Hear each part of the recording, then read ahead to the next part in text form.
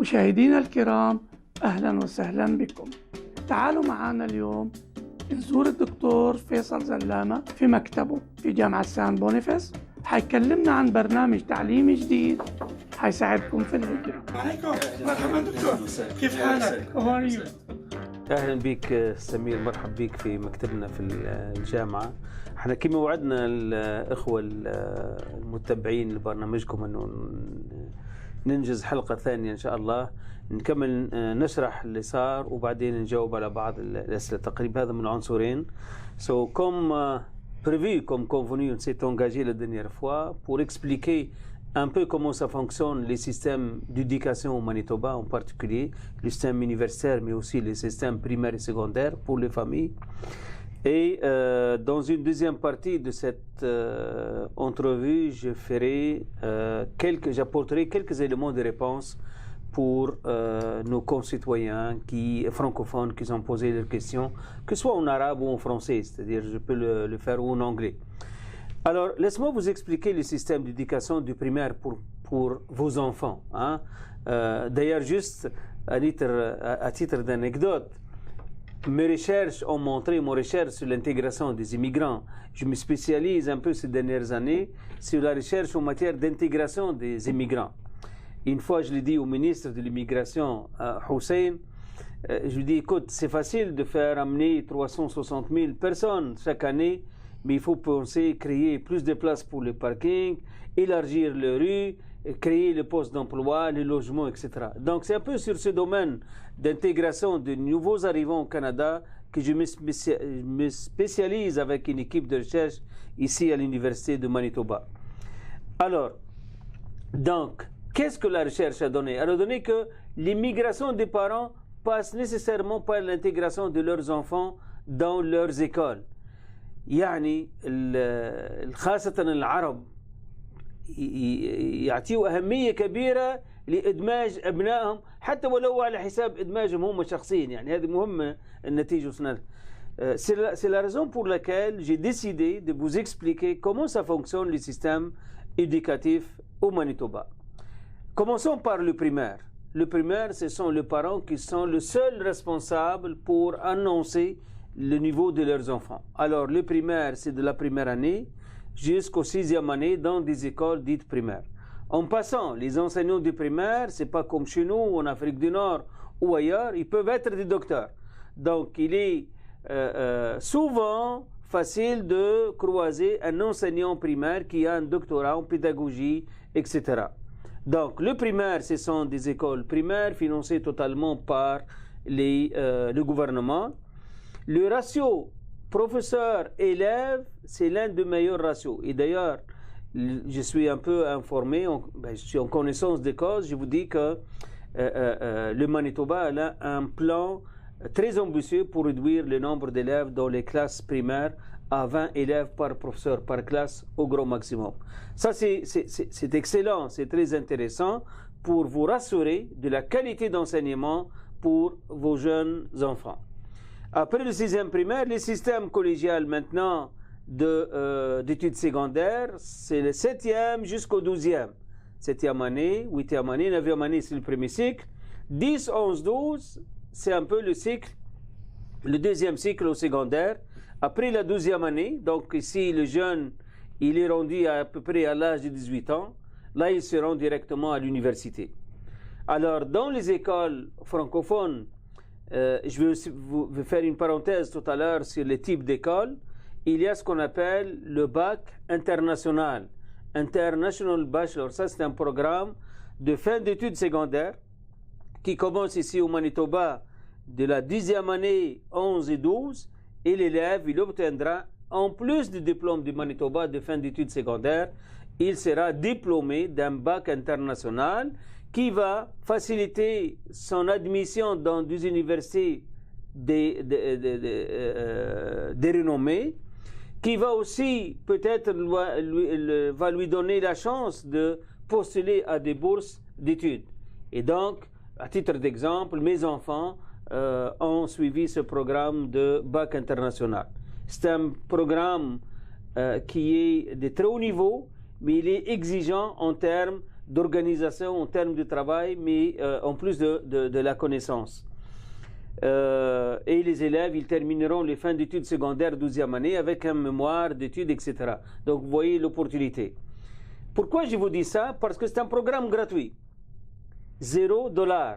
Ça reste juste à la volonté des parents et de l'élève s'il a le choix de le faire.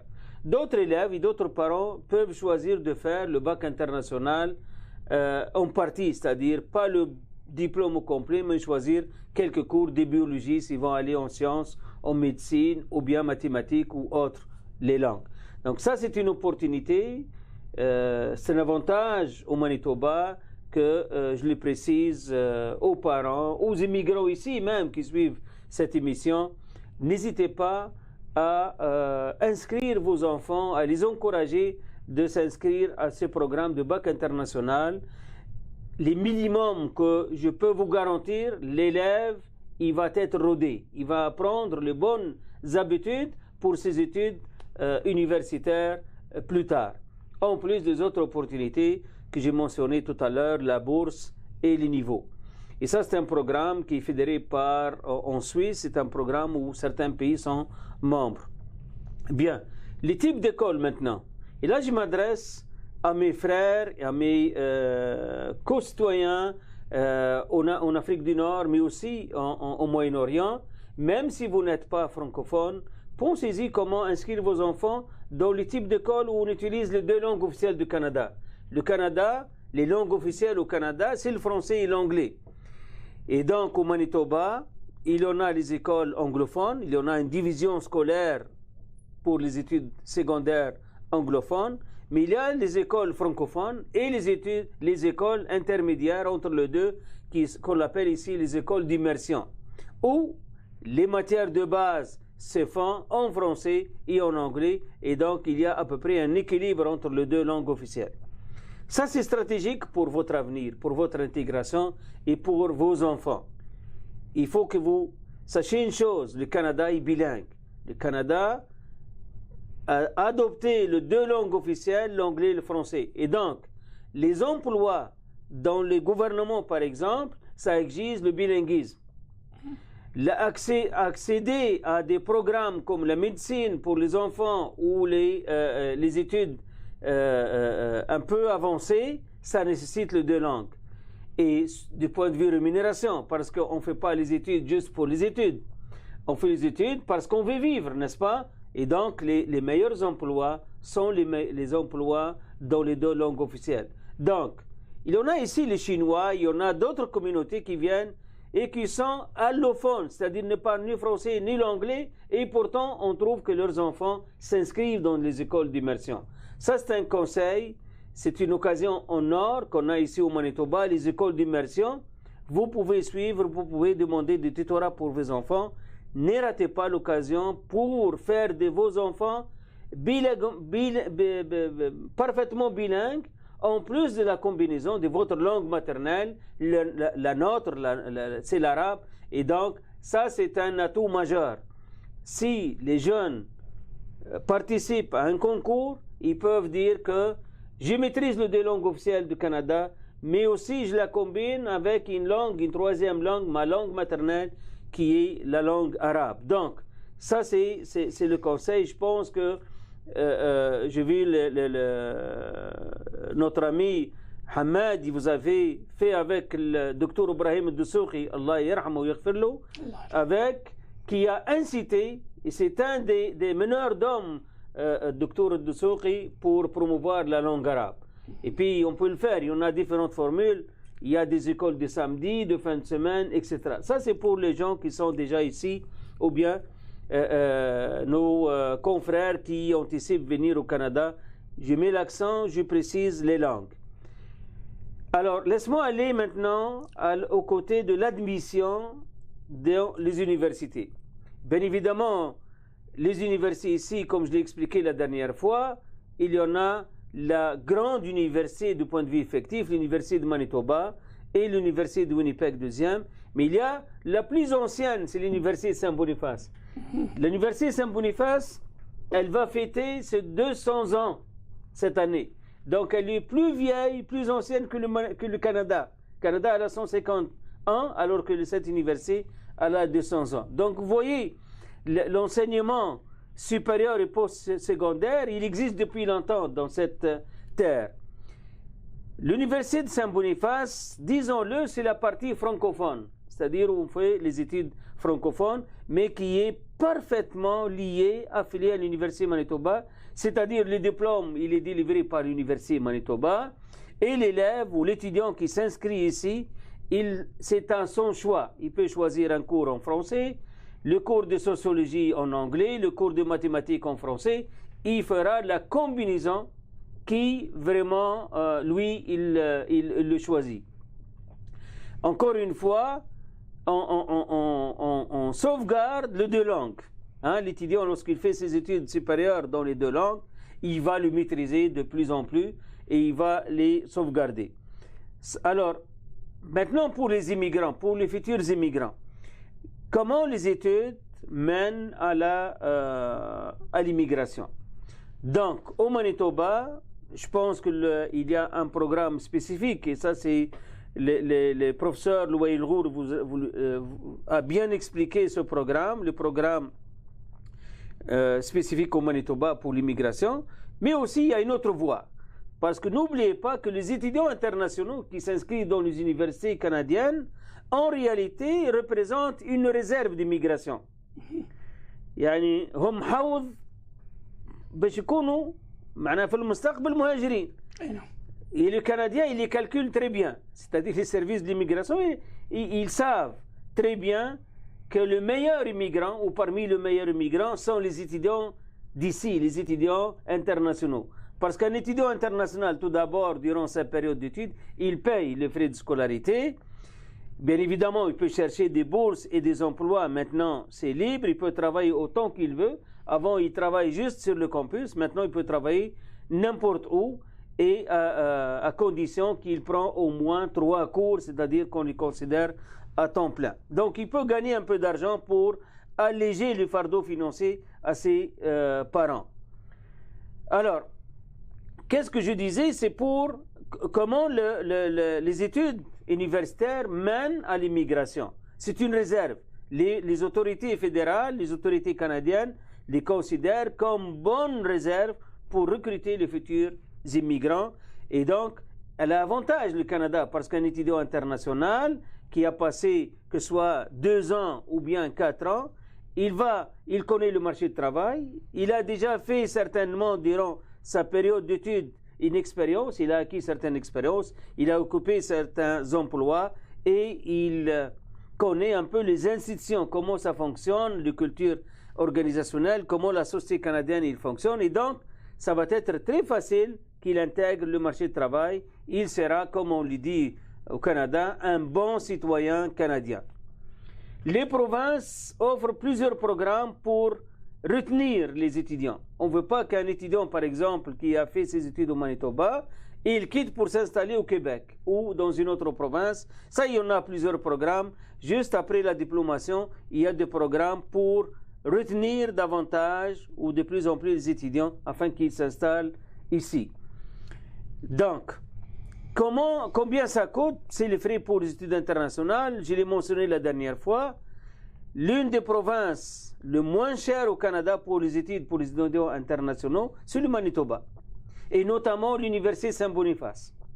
C'est-à-dire, les Canadiens et les internationaux, il n'y a pas un écart énorme. Donc, on ne peut pas combler. Alors, sont un peu acceptables les frais d'études ici. Et les étudiants internationaux, ils ont le droit, comme les Canadiens, à postuler, pas à toutes les bourses, bien évidemment, mais il y en a certaines catégories de bourses qui peuvent en bénéficier. Ça, c'est pour l'enseignement. Il y a des questions que je les vis rapidement, je vais les répondre une par une tout à l'heure. Combien ça demande d'argent pour venir étudier au Canada? Ça me dépasse un peu. C'est-à-dire, je peux dire que les frais de scolarité à l'Université Saint-Boniface ou à l'Université du Manitoba, ils ne sont pas très élevés, sont des prix compétitifs par rapport à d'autres universités, à d'autres provinces. Maintenant, écoutez, le coût de la vie, ça dépend de l'individu. Et puis, est-ce que les ambassades exigent de montrer que la personne a les fonds nécessaires? Ça, c'est des règlements des ambassades qui, vraiment, je ne peux pas ajouter grand-chose à ces propos-là. Mais je crois que vous avez accès à l'information et vous pouvez demander ces informations des instances, que ce soit des ambassades ou bien du ministère de l'immigration ou de l'éducation. Voilà, je pense, je résumé mais c'est rapidement. حاولت نلخص المهندس حماد تقريب 3 أشياء في مجملها. هما نوعية الدراسة، وأكدت على الدراسة باللغة الإنجليزية والفرنسية اللي يعني تكون استراتيجية للسكولرشيب، للمنح وللمستقبل الشغل. وأكدت على البرامج، يعني الكيفية النوعية بتاع التعليم في المدارس الابتدائية محترمة جدا، والمدارس الثانوية كذلك. تقريب معدل الأعمار للدخول الجامعة في مانيتوبا 18، ولكن في أغلب الحالات أقل. تحدثت عن البرنامج البكالوريا العالمية، هذه الانترناشونال اللي هم مشتركة فيها عدة دول، وهذه هي يعني فري، يعني بلاش، يعني للأولاد وللأولياء اللي يحبوا يسجلوا. في بعض الأماكن الأخرى يعني تشارج وكثير يعني. يعني أنا أعرف مكان تقريبا توصل حتى $30,000 يعني. فهذه هون في مانيتوبا اتس فري، وأي طالب عنده الإمكانيات ويحب يتعلم، أقل شيء يتعلم التنظيم والتحضير باش يدرس في الجامعة، لأن الدراسة في الجامعة مختلفة على الدراسة في المعاهد الثانوية، فهذا أقل شيء. ولكننا نقول التلميذ أو الشاب أو الشابة اللي يدرس في البرنامج هذا، زيادة على أنه يتعود على العادات الطيبة ويكون منظم ويشتغل، في منح وفي إمكانية يقع قبوله في أحسن وأشهر الجامعات العالمية، حتى في أمريكا، مش كان في كندا. يعني لازم كذلك نقول لكم أنه الجامعات الكندية والجامعات الأمريكية يشتغلوا مع بعض. يعني الجامعات الأمريكية مرتبطين، يجوا هون وياخذ من عندك، يسألوك أعطيني أحسن طالب، وأعطيني يعني تبادل ثقافي، تبادل معناها مهم، وفي تبادل كبير يعني بشكل كبير. تقريبا هذا الإجمال بكل صراحة. أنا لازم يكونوا سؤالاتكم موجودين حتى نقدر نفيدكم أكثر. طبعا أنا je serai à votre disposition en dehors de service que je rends à la communauté. C'est mon devoir en tant que directeur de l'école d'admin des affaires à l'université de Manitoba, de Saint-Boniface, de promouvoir nos programmes. Je suis le directeur d'administration des affaires. C'est un programme qui se développe. L'année prochaine, on a créé un autre baccalauréat qui s'appelle Bac Coop, c'est-à-dire l'étudiant, en plus de 4 années d'études, il va suivre des stages payants dans des grandes entreprises ici au Manitoba. Et ça facilite un peu l'intégration dans des emplois payants, des emplois dans des grandes entreprises. Okay. Alors, je resterai à la disposition pour répondre à toutes vos questions. دكتور فيصل، احنا عندنا مجموعة أسئلة، لكن أنا عارف إن وقتك اليوم ضيق جدا في الحلقة هذه، فاسمح لنا بسؤال يعني متشعب. صاحبه بيقول: ما هو أهون كورس من ناحية الفترة الزمنية والتكاليف يؤدي إلى المطلوب وهو الهجرة؟ مش كورس يعني، ما هو دراسة. أهون، ما هو أقصر مدة. يعني الأهون كلهم هينين. لو تعلقت همة المرء بما العرش لنال، صح؟ فيعني أهون هو الأقصر. يعني أنا هو الأقصر برنامج اللي يوصلوا إلى البي آر الهجرة. وأنا مش كون صريح معاكم يعني، لأنه في مزاحمة بين المقاطعات، وأنا يعني خليني نقول لكم، أنا في علاقة حب بيني وبين وينيبيغ ومانيتوبا، وهذه تطورت مع السنين. أمس أنا كنت بقول أنا عنصري لمانيتوبا. والله أنا يعني تطور سبحان الله، يعني علاقة اندماج بينك وبين المكان. فأنا بعد كم سنة في مونتريال يعني أصبحت أعشق وينيبيغ ومانيتوبا بصفة خاصة. طيب، ربما لأنها تشبه شوي سيدي بوعلي، معنا فين كبرت في تونس. فخلينا نقول لكم في مقاطعة بكل صراحة، اللي هي كسرت الحواجز كلها وعملت الريكور كما يقولوا بالفرنسي في البرامج اللي تؤدي الى البي ار اللي هي نوفو بروزويك. نوفو بروزويك وباساس مونكتون، جامعه مونكتون، وانا عندي علاقه يعني بعميد جامعه مونكتون وبمونكتون، عامله برنامج مثلا ما يسمى الهيلث كير، يعني الصحه مساعد. اي ما هوش ممرض بس لا مساعد. اللي بيشتغلوا في بيوت العجزه، في بيوت العجزه ويكونوا يستعزوا يروحوا على البيوت او في المستشفيات كذا. هذه مثلا البرنامج هون في مانيتوبا، حتى يعني يكون صريح معكم انتم مني والي، هون في مانيتوبا سنتين. اوكي 2 ans. بعد السنتين طبعا الشغل مضمون عليه طلب كثير. يعني في ناس من دول اخرى، فلبين او اسيا، والله يكونوا يعني في اختصاصات كبرى ويجوا يشتغلوا الشغل هذا. وسارابورت يعني سارابورت بوكو دارجون. التو اورير في مانيتوبا $21 الساعه، هيلث كير مساعد. بس التكوين هذه في مانيتوبا سنتين، واقل من سنتين ما تقدرش تكون تطلب الهجره او البي ار. يس. بس في نوفو بروزويك، وهذا يعني يمكن نفيدكم به، 8 اشهر 8 months، ويقدم على البي ار ومقبول من وزاره الهجره. طبعا ما ينوفو هيو بس مخصوص للعرب ايميجرانتس، هذه ليكم يعني. يا مجموعه العرب ايميجرانتس، يعني خذوا بالكم منها واكتبوها عندكم. ايه، وهذه خاصه افريقيا الشماليه، يعني الفرنكوفون. لو كنت فرنكوفون تروح تعمل الدراسه 8 months وترجع وتاخذ الشهاده نتاعك وتعمل البي ار يا سيدي، وفك الحين هذاك مرحبا بيك، يعني انه في مانيتوبا او غير مانيتوبا. طيب هل الشهاده اللي في نوفو برونزويك معترف بها هون؟ طبعا معترف بها. مثلا في مانيتوبا انا نعرف اللي هي معترف بها. هذا اقل مده، لانه انا لازم اكون صادق معه في الاجابه يعني. طيب هل صحيح لازم يكون عند الواحد $40,000 بالبنك كشف حساب؟ لا والله أنا هذه ديتيلز، هذا يعني من أظن أنها من سفارة إلى سفارة ومن دولة إلى دولة. طبعا مش يقدم مطلب جاي يدرس، لابد يثبت أنه عنده الإمكانيات، عنده إمكانيات تكاليف الكورس كاملة. طبعا. طب كم تكاليف الكورس مثلا في سان بونيفيس؟ يا سيدي خلينا نقول كلها في السنة تقريبا $8,000 يعني. طالب دولي تقريبا. يعني معناتها هي ارخص يا رجل. لا خلينا على الماكسيم عشان بس ما حدش يقول انتوا خدعتوا. 8000. اذا لو قلنا لو يحب ياكل شريمب جنبه يقولوا يزيد 2000. هذه مع المعيشه؟ لا طبعا. 8000 هذه للدراسه. لا اقل من 8000 مع الدراسه وزيدهم شويه يعني بياكل في الكافتيريا على طول. ياكل في الكافتيريا يطبخ. شوف تو اكلنا في الكافتيريا عندكم بصراحه انها جميله، الواحد نفسه يرجع لايام الدراسه. اهلا وسهلا. حقيقه اسال محمد شيء السؤال، يعني انا اخي الفاضل المفروض انك تكون عندك ما يثبت دعمك المالي لتغطية تكاليف الدراسة. طبعا ما يثبت، ولكن ما اظنش انه الكنديين لانه يعني ممنوع يطلب منك انك يكونوا بلوكد، يعني بلوكي دون ان كونت بلوكي، سا سي انتردي بار لا لوا، مي tu dois démontrer que tu as ce montant là، يعني لازم انت تفرجيهم كشف حسابك ان عندك الريكورد ما يغطي يعني عيشك. مش هتيجي تقول اعطوني، مش والله من اليوم نقول تقول اعطوني، بعدين يا سيدي انت اكشف وبعدين تعال هون قول اعطوني.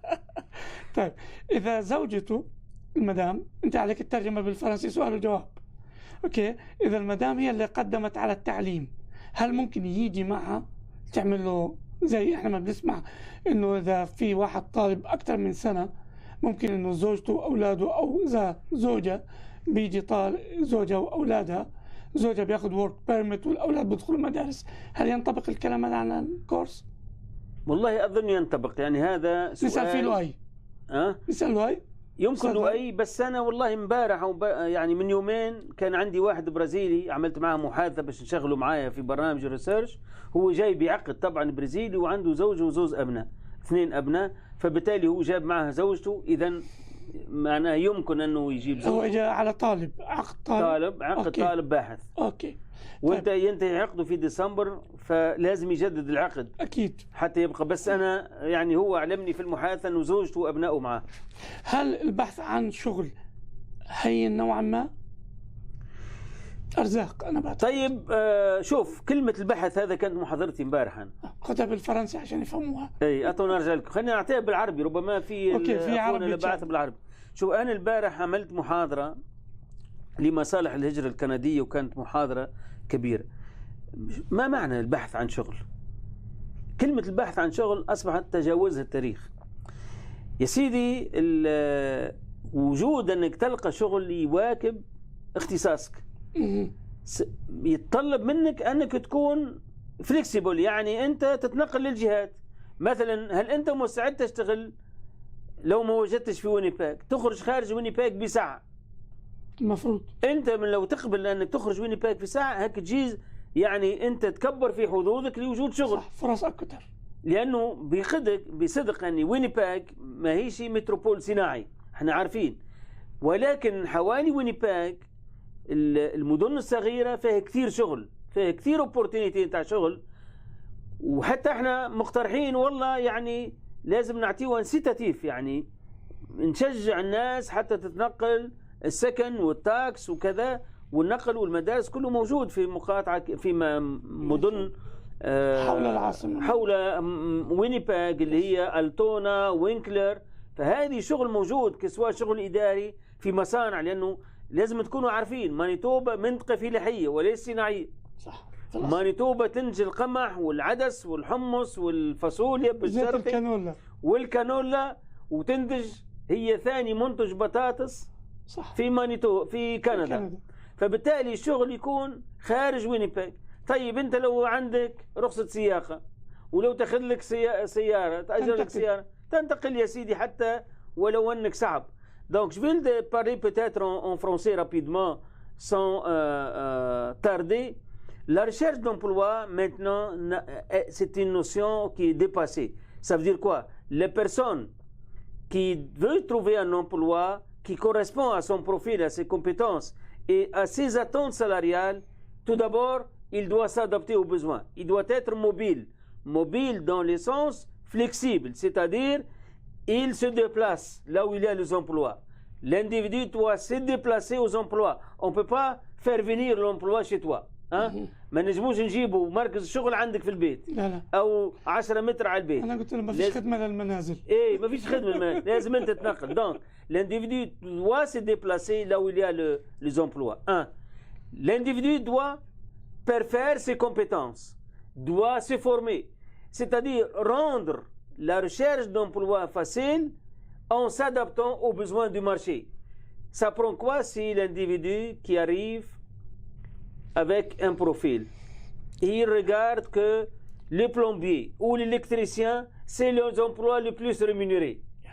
Ça prend quoi de s'inscrire dans une formation de quelques mois pour être plombier? $45 l'heure. L'électricien, il faut que j'aille à la mosquée pour demander s'il y a un électricien. En plus, les emplois disponibles dans les entreprises de construction. Et on sait tous que la construction, c'est un secteur qui se développe au Manitoba. اوكي، في سؤال ثاني دكتور فيصل بيتكلم على لو كانت الزوجة هي اللي بدها تيجي واذا كانت حامل، وهل بتاخذ تأمين طبي وهي طالبة؟ طبعا بالنسبة اولا ما فيش فرق الزوج يجي ولا الزوجة تيجي، بس هي اللي بتحمل مش هو. ايه ولكن كانت حاملة اهل يعني هو النقص وما يعني في مانيتوبا احنا لسه ما تزوجناش 1,200,000 عندنا سنوات. فبالعكس يعني يمكن اهل وسهل يعني. بس التأمين الصحي هي يعني انترناشونال يعني ما هيش PR، لابد من التأمين. وفي برامج أخرى يمكن أنها تبحثها هون الإحاطة وكذا. تفصيلية صغيرة، هل الجامعة بتعمل تأمين ولا هو بيأمن مع شركة تأمين في الخارج؟ لا الجامعة تعمل لهم تأمين بالنسبة للطلبة، ونقابة الطلاب هي اللي تعمل لهم تأمين جماعي. وعلى فكرة نسبة التغطية معناها مهمة جدا يعني طبعا تتجاوز حتى أكثر من 80% يعني، لأن الولادة بتكلف للطالب الدولي 12,000 طبعا وانت عارف اللي هون ما فيش معناها مراكز توليد خاصة مش خاص، كله قطاع عام ولكنها تغطية كاملة يعني. إلا في بعض الحالات في القابلة القانونية بيقدروا يستدعوها للبيت، وهذه عادة في الأرياف في الأماكن برا المدينة بالضبط، ولكن الشخص ما يغطيش تكلفة يعني. الحكومة هي اللي تغطي تكلفة.